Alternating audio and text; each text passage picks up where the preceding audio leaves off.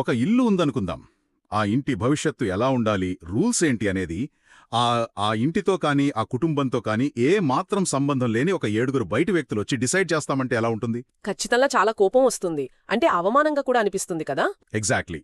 ఈనాటి మన లోతైన విశ్లేషణలో మనం మాట్లాడుకోబోయే టాపిక్ కూడా సరిగ్గా ఇలాంటిదే. ఒక రకంగా 1927లో భారతదేశం మొత్తం ఇలాగే రగిలిపోయింది. దానికి కారణం సైమన్ కమిషన్. అవును. ఎలాంటి ఫార్మల్ ఇంట్రొడక్షన్స్ లేకుండా మనం డైరెక్ట్గా అసలు విషయానికొచ్చేద్దాం.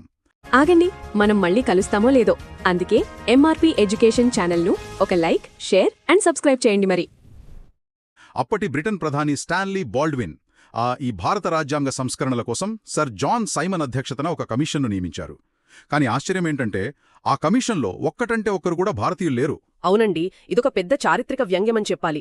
అప్పటి బ్రిటిష్ వైస్రాయ్ లార్డ్ ఇర్విన్ హయాంలో ఏర్పాటైన ఈ కమిషన్లో సర్ జాన్ సైమన్తో పాటు మరో 6 సభ్యులున్నారు. కానీ వారంతా బ్రిటిష్ వాళ్లే, అంటే శ్వేతజాతీయులే. ఒక దేశ భవిష్యత్తును డిసైడ్ చేసే ప్యానెల్లో ఆ దేశస్థులకు కనీస ప్రాతినిధ్యం ఇవ్వకపోవడమే దీనిని వైట్ కమిషన్ అని కూడా పిలిచేలా చేసింది. ఓహో, వైట్ కమిషన్. అవును. అయితే చట్టబద్ధంగా దీనికున్న అఫీషియల్ పేరు ఇండియా స్టాట్యుటరీ కమిషన్. ఇక్కడ ఇంకో ఆసక్తికరమైన విషయమేంటంటే ఈ 6 సభ్యులలో క్లెమెంట్ యాట్లీ కూడా ఒకరు. ఒక్క నిమిషం. క్లెమెంట్ యాట్లీ అంటే 1947లో భారతదేశానికి స్వాతంత్ర్యం వచ్చే నాటికి బ్రిటన్ ప్రధానమంత్రిగా ఉన్నది ఈయనే కదా? ఖచ్చితంగా. భవిష్యత్తులో భారత స్వాతంత్ర్య చట్టం మీద సంతకం చేయబోయే వ్యక్తి 1927లో ఒక సాధారణ కమిటీ మెంబర్గా భారతదేశ రాజకీయ పరిస్థితులను మొదటిసారి స్టడీ చేయడానికి రావడం నిజంగా విశేషం. వావ్, ఇది చాలా ఇంట్రెస్టింగ్ డీటెయిల్. అవును. ఆయనతో పాటు Edward Cadogan, Hartshorn, Lane Fox, Donald Howard, Harry Lawson అనేవాళ్లు ఈ కమిషన్లో ఉన్నారు. సరే, ఇంతమంది బ్రిటిష్ వాళ్లు ఒక కమిటీగా ఏర్పడి అసలు ఏ విషయాల్ని విచారించడానికి ఇక్కడికొచ్చారు?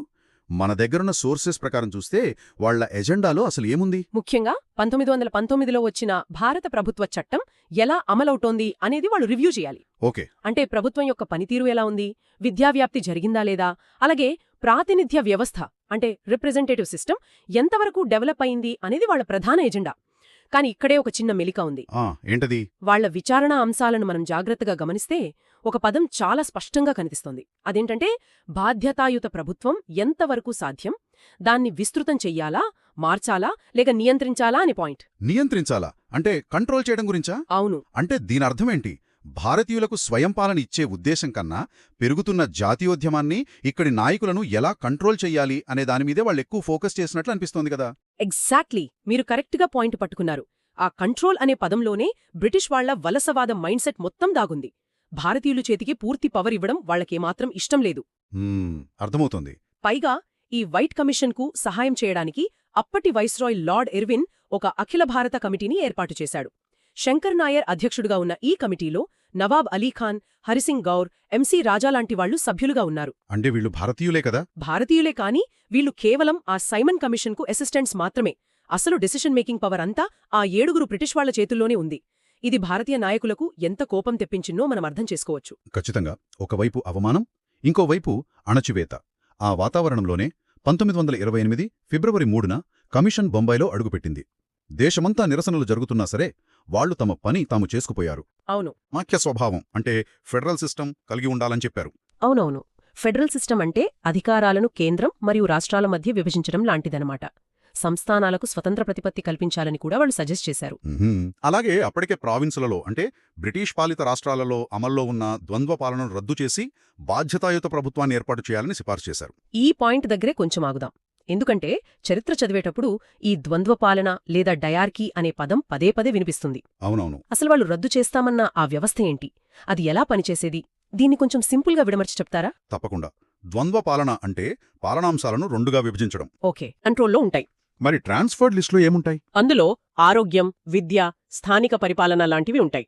వీటిని మాత్రం ఎన్నికైన భారతీయ మంత్రులకు అప్పగించారు. ఓహో, అంటే డబ్బు, అధికారం వాళ్ల చేతిలో పెట్టుకుని కేవలం బాధ్యతలు మాత్రం మనవాళ్ల నెత్తిన రుద్దారన్నమాట? ఎగ్జాక్ట్లీ. ఇలాంటి ఒక అసంబద్ధమైన సిస్టమ్ను సైమన్ కమిషన్ రద్దు చేసి రాష్ట్రాల్లో మొత్తం పరిపాలనను స్థానిక ప్రభుత్వాలకే ఇస్తామని చెప్పింది. వినడానికిది చాలా గొప్ప ఆఫర్లాగా అనిపిస్తోంది కదా? పవర్స్ అన్నీ స్థానికులకి ఇచ్చేస్తామన్నట్లు. అంతేకాదు, ప్రావిన్షియల్ కౌన్సిల్ మెంబర్స్ సంఖ్య పెంచుతామన్నారు. కేంద్ర శాసనసభను ఎలక్షన్స్ ద్వారా ఎన్నుకోవాలన్నారు. అవును. దిగువ సభను ఫెడరల్ అసెంబ్లీ అనే, ఎగువ సభను కౌన్సిల్ ఆఫ్ స్టేట్స్ అనే పేర్లు కూడా వాళ్లే ప్రతిపాదించారు. భౌగోళికంగా చూస్తే బర్మాను భారత్ నుండి, సింధును బాంబే ప్రెసిడెన్సీ నుండి సెపరేట్ చేయాలని కూడా వాళ్ల రిపోర్ట్లో ఉంది కదా? ఇక్కడే మనం చాలా జాగ్రత్తగా గమనించాలి. పైకి చూస్తే వాళ్లు భారతీయులకు చాలా హక్కులు, ప్రాతినిధ్యం ఇస్తున్నట్లు ఒక బ్లూ ప్రింట్ గీశారు. బర్మాను విడదీయడం లాంటివి వాళ్ల అడ్మినిస్ట్రేటివ్ స్ట్రాటజీలో భాగం. కానీ అసలు ట్విస్ట్ ఏంటంటే రాష్ట్రాల్లో బాధ్యతాయుత ప్రభుత్వాన్ని ఏర్పాటు చేస్తూనే ఒక మెలిక పెట్టారు. ఆ మెలిక ఏంటి? వివిధ సామాజిక వర్గాల ప్రయోజనాలను రక్షించడానికి, అలాగే అంతర్గత భద్రతా పేరుతో ప్రతి రాష్ట్ర గవర్నర్కు కొన్ని విచక్షణ అధికారాలు, అంటే డిస్క్రిషనరీ పవర్స్ ఇచ్చారు. ఇదండి అస్సలు సిసలైన బ్రిటిష్ స్ట్రాటజీ. ఒక చేత్తో పవర్ ఇస్తున్నట్లు యాక్ట్ చేస్తూ ఇంకో చేత్తో దాన్ని లాగేసుకోవడం. అవునవును. అంటే ఏమైనా ప్రభుత్వం ఒక నిర్ణయం తీసుకున్నా దాన్ని అమలు చేయాలా లేదా అడ్డుకోవాలా అనేది పూర్తిగా బ్రిటిష్ గవర్నర్ చేతిలోనే ఉంటుందన్నమాట. అంతేకాదు, గవర్నర్ జనరల్కే అంటే వైస్రాయ్కి తన కేబినెట్ సభ్యులను తనే స్వయంగా ఎంపిక చేసుకునే సంపూర్ణ అధికారం ఉండాలని కూడా సిఫార్సు చేశారు. అబ్బా, అంటే డెమోక్రసీ అనే మాస్క్ వేసుకున్నారు కానీ వెనుకున్న స్టీరింగ్ మొత్తం బ్రిటిష్ వాళ్ల చేతుల్లోనే ఉంచుకున్నారు. ఎగ్జాక్ట్లీ. ఈ ద్వంద్వ వైఖరిని, ఈ మోసాన్ని భారతీయ నాయకులు వెంటనే పసిగట్టారు కాబట్టే ఆ స్థాయిలో వ్యతిరేకత వచ్చింది. ఈ రిపోర్ట్లోని లిమిటేషన్స్ ఏంటో చూస్తే ఈ వ్యతిరేకతకు కారణం ఈజీగా అర్థమైపోతుంది. ప్యానెల్లో ఒక్క భారతీయుడు లేకపోవడం ఒకటైతే, ఏ డెసిషన్ తీసుకునే ముందు ప్రజల అభిప్రాయాన్ని, కనీస సమ్మతిని తీసుకోపోవడం మరో ప్రధాన లోపం. అలాగే గవర్నర్ జనరల్ పవర్స్ ఏమాత్రం తగ్గించలేదు. దీనికి తోడు మత ప్రాతిపదికన ఉన్న ప్రత్యేక ఎలక్టోరేట్ సిస్టమ్ని కూడా రద్దు చేయలేదు. బ్రిటిష్ వాళ్ళ డివైడ్ అండ్ రూల్ పాలసీ ఇందులో స్పష్టంగా కనిపిస్తోంది. అందుకే 1927 డిసెంబర్లో ఎంఏ అన్సారీ అధ్యక్షతన జరిగిన ఇండియన్ నేషనల్ కాంగ్రెస్ సమావేశం ఈ కమిషన్ను తీవ్రంగా వ్యతిరేకిస్తూ బహిష్కరణ తీర్మానం చేసింది. కరెక్ట్. ఆశ్చర్యకరంగా అదే సమయంలో కలకత్తాలో మహమ్మద్ యాకూబ్ అధ్యక్షతన జరిగిన ఆల్ ఇండియా ముస్లిం లీగ్ కూడా ఈ కమిషన్ను బాయ్కాట్ చేసింది. Hindu Mahasabha, Federation of Indian Chambers and Commerce కూడా వాళ్లతో గొంతు కలిపాయి. 1928 ఫిబ్రవరి 16న లాలా లజ్పతి రాయ్ స్వయంగా చట్టసభలో సైమన్ కమిషన్కు వ్యతిరేకంగా ఒక తీర్మానాన్ని కూడా ప్రవేశపెట్టారు. ఇదంతా వింటుంటే అప్పటికే విభేదాలతో ఉన్న రాజకీయ పక్షాలన్నీ సైమన్ కమిషన్ పుణ్యమాని దేశవ్యాప్తంగా ఒక్కటయ్యాయనిపిస్తోంది. అంతా ఒకే గొంతుకతో కమిషన్ను వ్యతిరేకించారు కదా. ఇక్కడే ఒక చిన్న బ్రేక్ తీసుకుందాం. చరిత్రలో విషయాలు ఎప్పుడూ బ్లాక్ అండ్ వైట్లో ఉండవు. అంటే దేశమంతా వ్యతిరేకించిన మాట నిజమే, కానీ మన దగ్గరున్న డీటెయిల్స్ని లోతుగా పరిశీలిస్తే ఒక ఆశ్చర్యకరమైన నిజం బయటపడుతుంది. ఇంత వ్యతిరేకత మధ్యలో కూడా కొందరు నాయకులు, కొన్ని పార్టీలు ఈ సైమన్ కమిషన్ను స్వాగతించాయి. సీరియస్లీ, జాతీయోద్యమం అంత పీక్స్లో ఉన్నప్పుడు ఒక ఆల్ వైట్ కమిషన్కు మద్దతివ్వడం అంటే మామూలు విషయం కాదు. ఇంతకీ వాళ్ళెవరు, ఎందుకు సపోర్ట్ చేశారు? దళితుల పక్షాన డాక్టర్ బిఆర్ అంబేడ్కర్ ఈ కమిషన్ను ఆహ్వానించారు. అలాగే ఆంగ్లో ఇండియన్స్, మొహమ్మద్ షఫీ నాయకత్వంలోని ముస్లింలు, యూరోపియన్స్, పంజాబ్కు చెందిన యూనియనిస్ట్ పార్టీ, మద్రాస్ ప్రెసిడెన్సీకి చెందిన జస్టిస్ పార్టీ, వీళ్ళంతా సైమన్ కమిషన్కు మద్దతు పలికారు. వావ్, ఇది నిజంగా మైండ్ బ్లోయింగ్ పాయింట్. ఒక పక్క కాంగ్రెస్ నాయకులంతా అడ్డుకుంటుంటే అంబేడ్కర్ లాంటి నాయకుడు ఎందుకు మద్దతిచ్చుంటారు? దీన్ని అర్థం చేసుకోవాలంటే మనం అప్పటి సామాజిక పరిస్థితుల్లోకి వెళ్లాలి. అంబేడ్కర్ గాని, జస్టిస్ పార్టీ గాని భయపడింది బ్రిటిష్ వాళ్లకంటే ఎక్కువగా స్థానిక అగ్రవర్ణాల ఆధిపత్యాన్ని చూసి. ఓహో, అదన్మాట విషయం. అవును.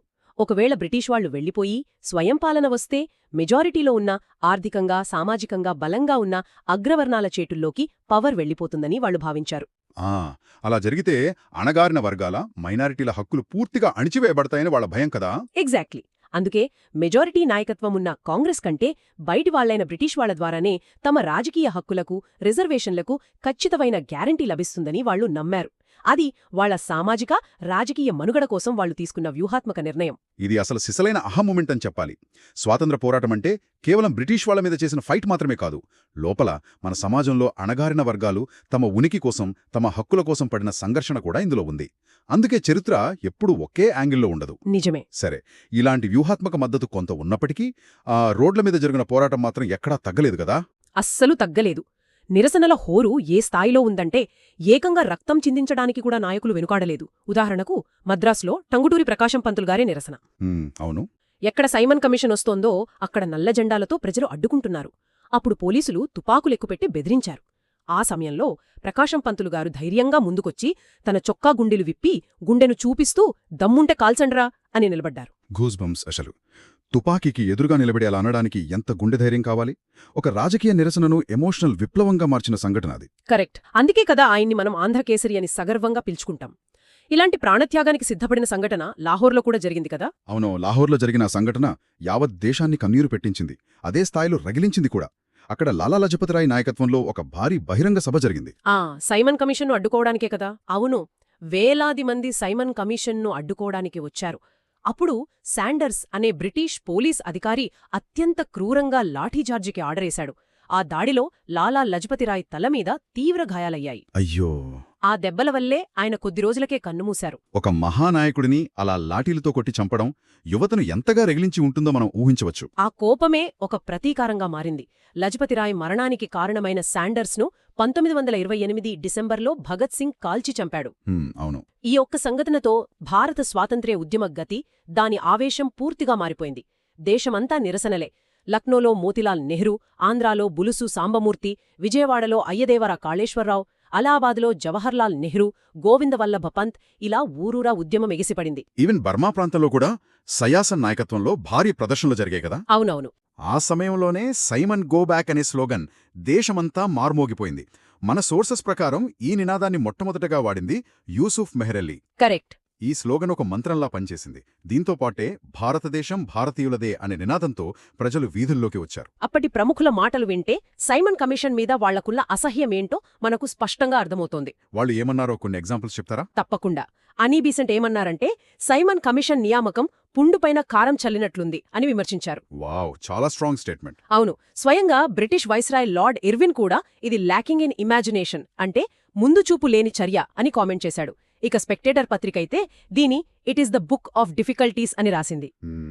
శివస్వామి అయ్యరైతే ఇంకో అడుగు ముందుకేసి ఈ కమిటీ సిఫార్సులను తీసుకెళ్లి చెత్తకుప్పలో పారేయాలి అని మొహం మీదే చెప్పినట్లుగా స్టేట్మెంట్ ఇచ్చారు. అవును. కానీ వీటన్నింటికన్నా తన ప్రాణాలు పోయే క్షణంలో లాలా లజపతిరాయ్ చేసిన ఒక గర్జన ఉంది కదా, నా ఒంటి మీద పడిన ప్రతి లాఠీ దెబ్బ బ్రిటిష్ సామ్రాజ్య శవపేటికకు ఒక మేకు లాంటిది అని. ఆ ఒక్క మాట యావత్ బ్రిటిష్ ఎంపైర్ పునాదులను కదిలించేసింది. నిజంగా అంతటి ప్రాణత్యాగాలు, నెత్తుటి ధారలు, ఆగ్రహ జ్వాలల మధ్య సైమన్ కమిషన్ 1928లో తన రిపోర్ట్ను సబ్మిట్ చేసింది. కానీ దేశంలోని మెజారిటీ వర్గాలన్నీ దాన్ని రిజెక్ట్ చేశాయి. అంటే ఒక పేపర్ ముక్క మీద కొన్ని రూల్స్ రాసి దాన్ని తుపాకీ బలంతో భారతీయుల మీద రుద్దాలనుకున్న బ్రిటిష్ వాళ్ల ప్లాన్ అట్టర్ ఫ్లాప్ అయిందన్నమాట. ఎగ్జాక్ట్లీ. చివరికి చేసేది లేక తీవ్రమైన ఒత్తిడికి తలొగ్గి 1929 సెప్టెంబర్ 20న భారత ప్రభుత్వం ఈ నివేదికను పక్కన పెట్టేసింది. అంటే అఫీషియల్గా బ్యాన్ చేసింది. ఒక రకంగా ఇది మనవాళ్ల విజయమే. ఎంత అణచివేసినా భారతీయుల ఏకాభిప్రాయం లేకుండా ఇక్కడ ఏ చట్టం చెల్లదు అని బ్రిటిష్ వాళ్లకు ప్రాక్టికల్గా అర్థమైంది. మరి ఈ రిపోర్ట్ ఫెయిల్ అయిన తర్వాత వాళ్ళేం చేశారు? ఈ వైఫల్యం ఒక కొత్త దారిని తెరిచింది.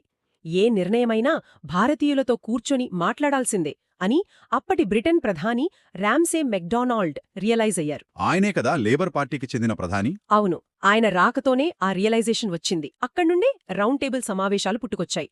లండన్లో మన నాయకులతో చర్చలు జరపడానికి బ్రిటిష్ ప్రభుత్వం సిద్ధమైంది. ఆ చర్చల ఫలితమే తరువాత వచ్చిన 1935 భారత ప్రభుత్వ చట్టం. మన ప్రస్తుత రాజ్యాంగానికి అతిపెద్ద పునాది ఆ చట్టమే. ఎంత అద్భుతమైన జర్నీ కదా. సో ఇవి మన ముందున్న ఆధారాల ప్రకారం సైమన్ కమిషన్కు సంబంధించిన కీలక పరిణామాలు. అవును. రాజ్యాంగ సంస్కరణల పేరుతో పవరంతా తమ గుప్పెట్లోనే ఉంచుకోవాలన్న బ్రిటిష్ వాళ్ల ప్రయత్నం, దాన్ని పసిగట్టి దేశమంతా ఏకమై చేసిన పోరాటం, మైనారిటీ హక్కుల కోసం కొందరు నాయకులు వ్యూహాత్మకంగా ఇచ్చిన మద్దతు, లాఠీదెబ్బలు, ప్రాణత్యాగాలు, చివరికి బ్రిటిష్ వాళ్లు దిగివచ్చి రౌండ్ టేబుల్ సమావేశాలకు పిలవడం, ఇదొక అద్భుతమైన హిస్టారికల్ చేజ్ లాగా ఉంది. ఖచ్చితంగా. ఒక దేశం కోసం చట్టాలు చేసేటప్పుడు ఆ దేశ ప్రజలను భాగస్వాములను చెయ్యకపోతే అది ఎంత ఘోరంగా ఫెయిల్ అవుతుందో చెప్పడానికి సైమన్ కమిషన్ ఒక పర్ఫెక్ట్ కేస్ స్టడీ. కరెక్ట్. ఈ పాయింట్తోని ముగించే ముందు మనం ఆలోచించాల్సిన ఒక ఆసక్తికరమైన విషయం ఏంటంటే, ఒకవేళ ఆ రోజు స్టాన్లీ బాల్డ్విన్ మరియు లార్డ్ ఇర్విన్ తమ పంతం పక్కన పెట్టి సైమన్ కమిషన్లో నిజంగానే ఇద్దరో ముగ్గురో భారతీయులకు స్థానం కల్పించి ఉంటే ఏమయ్యేది? చాలా ఆసక్తికరమైన ప్రశ్న ఇది. అవును కదా. మన జాతీయోద్యమ నాయకులు అది తమ విజయంగా భావించి కొంచెం నెమ్మదించేవారా?